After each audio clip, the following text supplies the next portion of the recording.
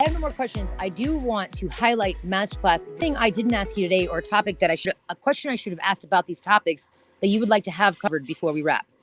I will say actually one thing. You brought up Gary Vee earlier. Yeah. I like Gary Vee. I don't watch his. I went on this huge phase where I was listening to him stuff nonstop. And I don't as much anymore. Same here. Both. For similar reasons as to you. But I will say, if anybody is trying to hype up or sell you anything and they're not specifically in the arena, you need to be very careful.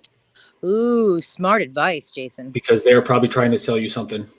And again, I'm not saying Gary Vee or I've seen Peng Joon talk about cryptos and NFTs. I'm not saying they're doing anything fraudulent.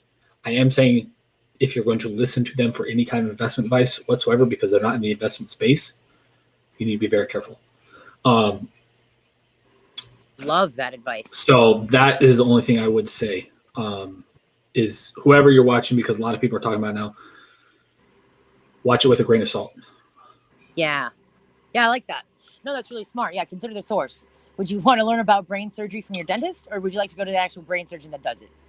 Yeah. Well, and here's another example is on that route is if you needed brain surgery, would you rather go to somebody who does brain surgeries all day, every day, or somebody who just kind of plays in brain surgeries every once in a while? Yeah. Fair enough. Wow, when you put it that way. All right, fair enough. Okay, so why are we doing these lives? Let's wrap it up with this. We've got Masterclass.